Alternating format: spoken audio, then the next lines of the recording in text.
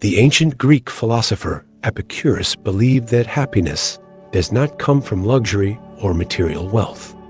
He argued that extravagant travel, lavish feasts, immense wealth, or power do not bring lasting fulfillment. Instead, they can fuel endless desires, consuming time, energy, and sometimes even morality. To find true peace, Epicurus embraced a minimalist lifestyle, living with simple bread, cheese, light wine, and deep philosophical discussions with friends. For him, joy was not found in possessions, but in a tranquil state of mind, free from the endless cycle of wanting more.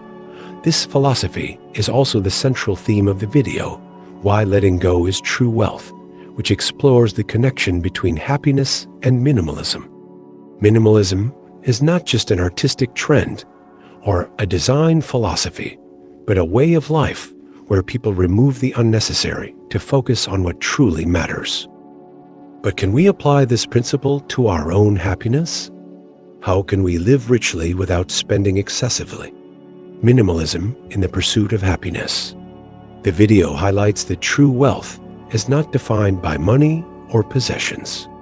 Many wealthy individuals still experience anxiety, fear of loss, and social isolation, while others with modest means live content and fulfilling lives. The relentless pursuit of money often demands sacrifices health, time, and relationships. Studies show that working more than 40 hours per week increases the risk of cardiovascular diseases. Another study found that those working over 45 hours per week for a decade are at a significantly higher risk of heart disease. If happiness comes at the cost of health, are we truly wealthy or merely enslaved by money? The wisdom of letting go. This idea is not new.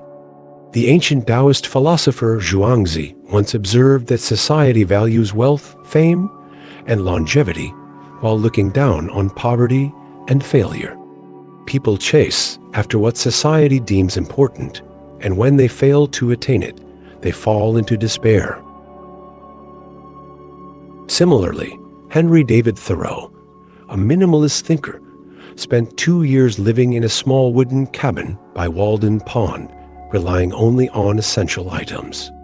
He realized that the more accustomed one becomes to luxury, the harder it is to find joy in simplicity. A warm cup of tea, a good book, or a peaceful afternoon under a tree, these small things can bring great happiness without costing much. Philosopher Robert Chambers believed that reading is an inexpensive yet invaluable pleasure. Meanwhile, Arthur Schopenhauer, a philosopher known for his pessimistic views, argued that intellectual joys such as thinking, learning, and artistic creation are far superior to physical pleasures, as they do not require painful sacrifices. Epicurus himself distinguished between active pleasures which require action to attain and passive pleasures, the contentment that follows when needs are met. He believed that passive pleasure satisfaction and inner peace is the truest form of happiness. Less desire, more happiness. From Zhuangzi and Epicurus to Thoreau, Chambers, and Schopenhauer, philosophers across cultures and centuries have shared the same perspective. When we find joy in simple things, we free ourselves from the burden of chasing excess. Minimalist living does not mean giving up everything, it means carefully choosing what truly matters. Some find happiness in grand mansions, while others discover it in a small backyard garden. But if our happiness is always tied to external possessions, we will never feel satisfied. Ultimately, happiness is not about how much we own, but about how much we appreciate what we already have. This is the essence of minimalism in life. The art of contentment, finding true happiness in simplicity. How can we attain static pleasure, the deep sense of contentment that Epicurus valued so highly? Must we become reclusive monks or hermits to achieve lasting peace? Probably not. If philosophers like Thoreau, Chambers, Schopenhauer, Zhuangzi, and Epicurus were alive today, they would likely agree that the best way to find happiness is through simple and easily accessible pleasures. These pleasures are always within reach, freeing us from the exhausting chase for luxury and excess.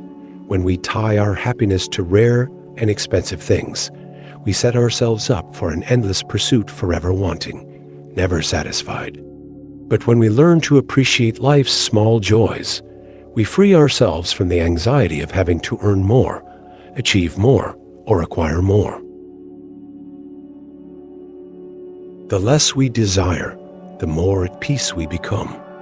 A life that is light, simple, and free from unnecessary stress is far richer than one weighed down by excessive ambition and material concerns.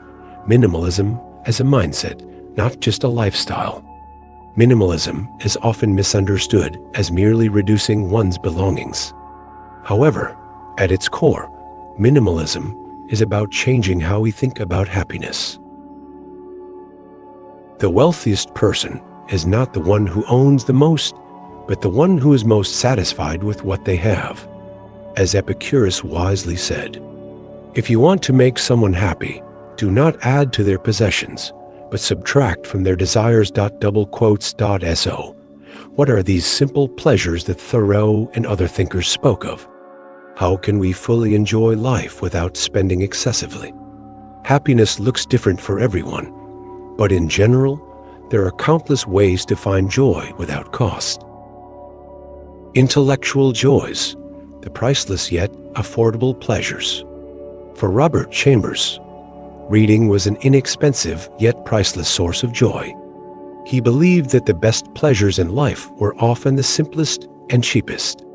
Arthur Schopenhauer echoed this sentiment, arguing that intellectual pleasures such as deep thinking, reading, poetry, learning, and meditation are among the highest forms of joy. Unlike physical pleasures, they do not come with painful consequences or require great sacrifices. Schopenhauer, however, made a sharp distinction between higher and lower pleasures. Intellectual joys, in his view, were more enduring and fulfilling than fleeting physical pleasures. Yet, even the so-called lower pleasures, simple, everyday enjoyments, can be extremely rewarding without being expensive. Simple pleasures that cost little but enrich life. A delicious meal does not have to be extravagant. Cooking a simple, home-cooked dish, especially one made with care and shared with loved ones, can be immensely satisfying. This aligns with Epicurus's philosophy. He believed that one did not need luxury to enjoy food. Rather, a meal could be simple, yet deeply pleasurable when eaten in good company. A walk in nature is entirely free, requiring nothing but time and a little energy. Yet, studies have shown that even short walks can significantly reduce stress, improve mental clarity, and boost overall well-being. Many great thinkers, including Thoreau, advocated for daily walks, believing that nature provides some of the most effortless yet profound joys.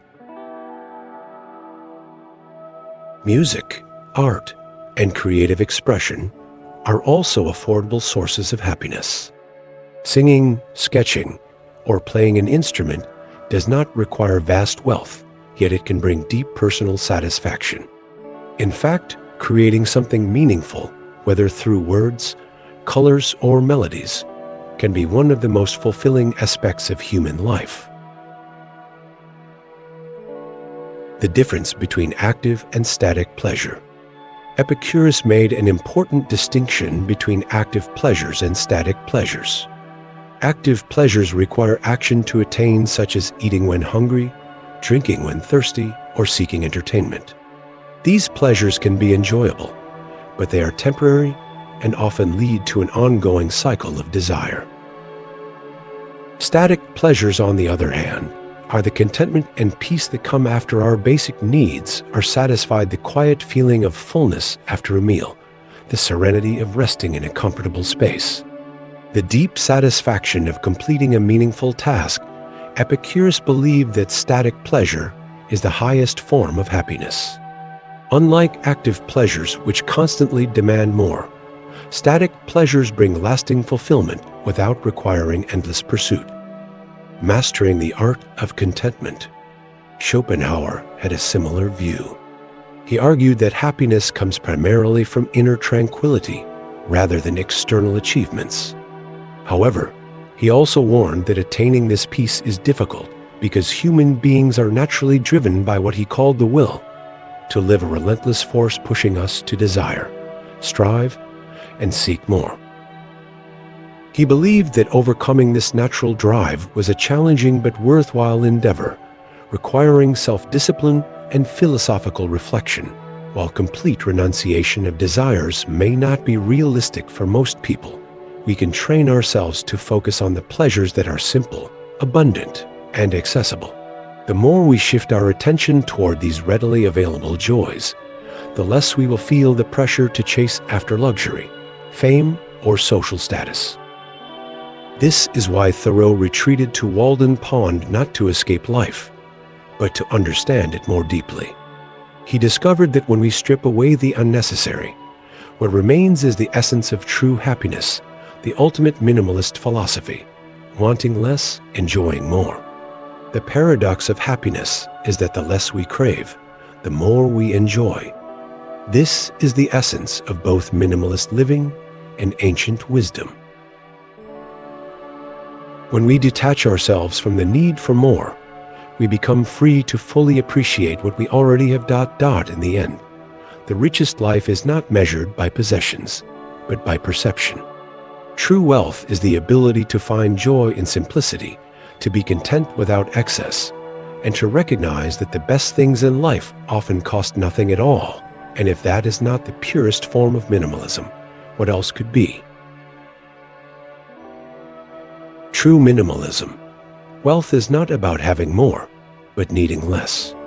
If living a simple life, finding joy in the little things, and freeing oneself from the endless pursuit of material wealth is not true minimalism, then what is? This is the central message of this article. Happiness does not come from accumulating more, but from appreciating what we already have. We don't need a lavish lifestyle, expensive designer brands, luxury cars, or extravagant vacations to feel fulfilled.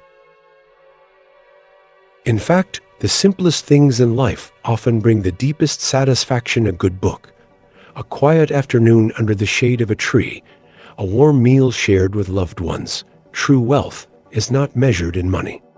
This entire discussion revolves around one fundamental truth.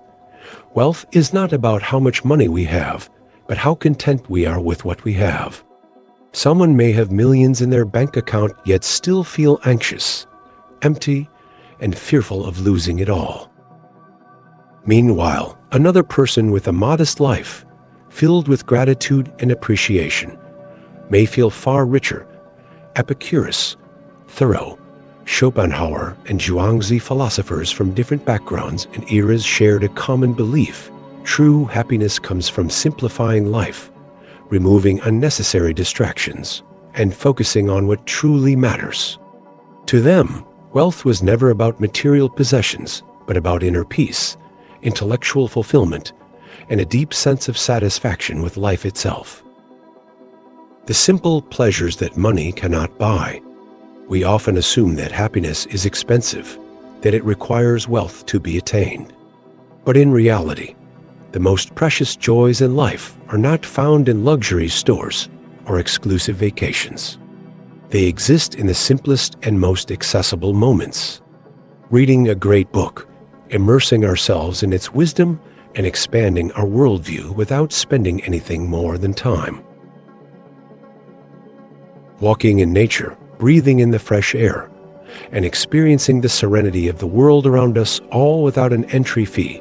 Engaging in deep conversations with friends, sharing laughter, stories, and meaningful connections, moments that enrich our souls. Embracing stillness, taking time for ourselves to reflect, to understand who we truly are, and to find balance within. These experiences are all readily available, cost nothing, demand no status, yet provide a lasting fulfillment that money cannot buy, the less you desire, the happier you become.